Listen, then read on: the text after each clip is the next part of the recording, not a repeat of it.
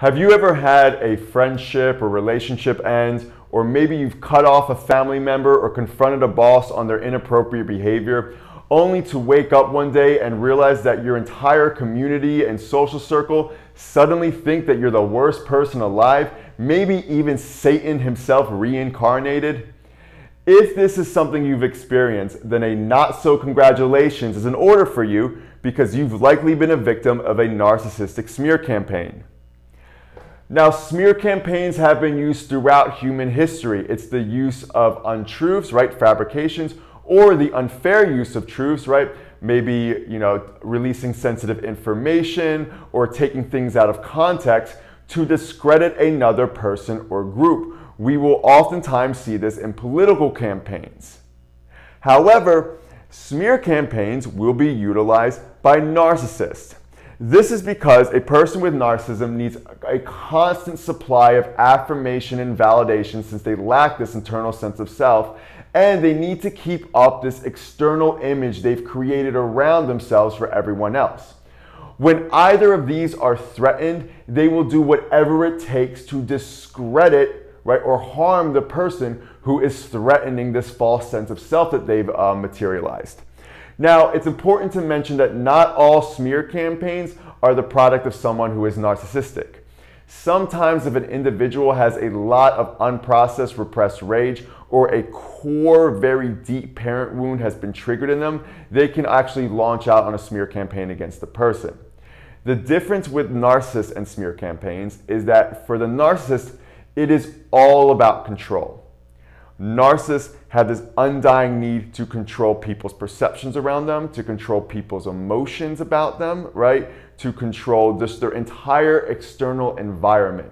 And a smear campaign is a great way for them to control the narrative around themselves, okay?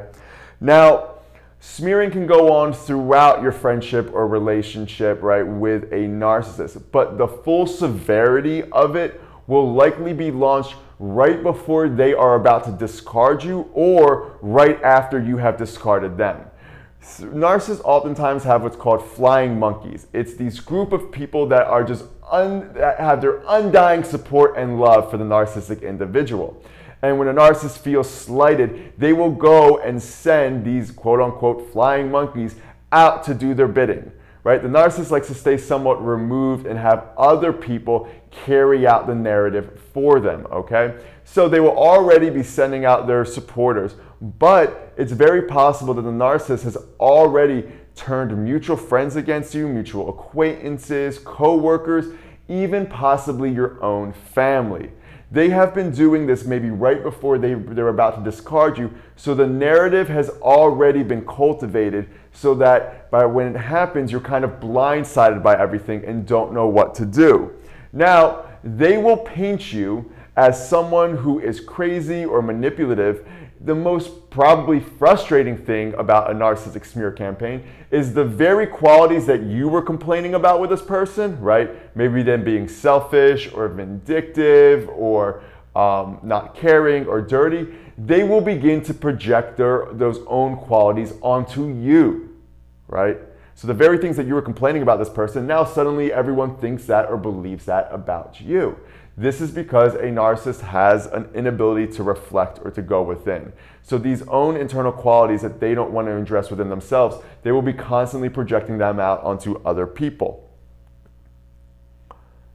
So if you wake up one day and you find yourself in the midst of a narcissistic smear campaign, how do we survive it? Well, it's going to be a little bit counterintuitive, but you do not want to engage in it. You want to stay above it. A narrative has already likely been cultivated about you. And so, yeah, your natural impulse is going to want to be to attack the person, to defend yourself, to refute it. But they've already kind of created a situation where it's going to look bad if you do so, right? You're already behind the 8 ball and you don't want to stoop to their level. You want to stay above it. The narcissist wants to drag you down to where they are. Don't allow it to happen. There's also going to be this natural impulse to confront or contact the person smearing you. Don't do that either. Once again, you're playing into their hands. They will likely be sharing the conversations, text messages, whatever, with others to kind of validate this, or at least falsely painting you as this crazy person that's confronting them. Which leads us to our next point. As difficult as it is as well, you have to detach yourself emotionally. The person smearing you is going to be creating this narrative around you being crazy, manipulative, unstable, right? And so what they want to do is they want to rile you up emotionally, so you affirm this narrative. The best thing you can do is stay within yourself, stay confident, and detach emotionally. Only process emotions around those who you deeply support and trust. Maybe it's even a therapist, or you may have to wait some time until the smearing has started to pass to be able to really go within and process everything that came up emotionally for you for this really tumultuous experience. You also have to limit your use of social media. The narcissist will likely be utilizing social media, or their supporters will be utilizing social media to continue to smear you, to continue to kind of run this narrative all across to other people about how bad you are. They could be even doing little passive aggressive posts to kind of bait you. The best thing you can do, and you are allowed to do this, you are allowed to establish boundaries, is to unfollow or even block the person smearing you and the people that they have kind of sent after you.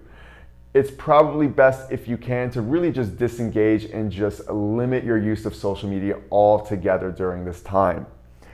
You also have to be willing to cut ties with those who've sided with the person smearing you. Oftentimes, you may have had people that were your friends when you came into this relationship or whatever with the narcissist, and this person has been turning those people onto their side without you knowing it throughout the course of your relationship or friendship. So by the time they've launched a smear campaign, these people who were initially your friends have already sided with the person smearing you. Now, that's okay, but if these people aren't even willing to listen to your side of the story, right? Not even willing to take in what you may be experiencing or how you perceive things, trying to win them back is going to be of little use, and it probably isn't even going to happen. At this point, you have to conserve your energy, right? The narcissistic person is trying to get you to just divest your energy in all these places rather than within yourself and just healing yourself during this time. You also have to grieve the losses of these friendships privately, okay? They are losses. Don't hold these emotions in. Just do it where it can't be utilized against you. Last but not least, you have to begin to redefine your own sense of self. Oftentimes, the person smearing us is someone that we were very close to. If we were codependent, it could be a person who we derived a lot of our value from their approval, especially if they were narcissistic and the love bombing that previously occurred, right? Now, we also could have a lot of attachment to our reputation. We could have derived a lot of our value and worth from how everyone else perceived us, and now suddenly that's gone. So we have to begin to reflect and go within and start to assess, who are we without these attachments? Who are we when we're not having our reputation or the approval of others, right? This is a great time to really go within and to figure out who you are. It's also good to reflect if the person smearing you is not narcissistic, right? If we go within and we realize, wow, this person really isn't a narcissist, what did we do to push them to run a smear campaign against us? What part did we contribute within this dynamic, right? This is a good time, right? We're not always the victim, okay? I know we always kind of like to paint these scenario situations of, well, they're the victim, and just sometimes we're not. Sometimes when someone is bad-mouthing us, yeah, it might not be fair, it might be out of character for them, but maybe we pushed them to a certain level. Maybe we weren't being conscientious and triggered a certain wound. And it's really important to go within and to figure out how we have played a part in this. The spiritual purpose of a smear campaign. Look, guys, I'm not into spiritual bypassing, and I don't want to get too woo-woo, okay? But even though sometimes a smear campaign can happen just out of the fact that the person is cruel and mean and for nothing else, oftentimes, I believe, at least, that the universe utilizes smear campaigns to bring about certain things that we need to process, to bring about certain experiences that we need to go through for our own learning and growth, all right? Now, if you watch my videos, you actually do know that I am a believer in past lives and reincarnation. And so if you've had experiences around persecution that have not been processed, or even just, let's scratch the past life thing. If you have genuine fears around being persecuted, they need to come up to be seen and to be released, and a smear campaign is a great way to do so, okay? You have to experience this, you have to release your fear around the persecution and recognize that you're going to be okay no matter what. Also, as we just mentioned, if we have issues with codependency and we have been over-reliant upon others for our sense of self, smear campaign is a great way to cut that attachment and to make us go within. It's a great way to make us have to cultivate self-love. When everyone we know has turned against us, when we have lost all our external attachments, we have no choice but to go within and to cultivate this love for ourselves internally. And remember, sorry guys, we can't be in healthy relationships until we learn to love ourselves, all right? So this is a great opportunity to go within and to recognize the blocks that may exist from being able to find this love from within. Also, the spiritual path and process is all about cultivating, sorry, just making sure my mic went there. Oh, yep. The spiritual path and process is all about letting go and surrendering. And a smear campaign requires us to let go of the need to control the narrative or outcome. We can't. We have to disengage. We have to trust the truth will prevail over time, that we cannot control the situation. So it's a great way to get you to place faith in the universe and just surrender to what's supposed to happen. It will also, as we talked about, help shed light on those who probably shouldn't be in your life anymore, right? It's not even that maybe the friends that took the side of the person are even bad people. They just may no longer be in alignment with you, right? For both parties, and it's best for you to part ways, and this kind of brings that separation about, at least for now. A smear campaign is also a great way to bring up unprocessed wounds around abandonment and betrayal. If we have these deeply embedded abandonment and betrayal wounds that haven't been healed, they will likely be driving a lot of our behaviors from the unconscious. Now these things can come up to be seen so we can process and work through them so they're no longer running our lives and running our behaviors where we can't see them. Last but not least, we may in fact just be an asshole. Okay, now even if the person not smearing you is a narcissist, is not a narcissist, they still are likely using half-truths or things that aren't entirely true or taken out of context.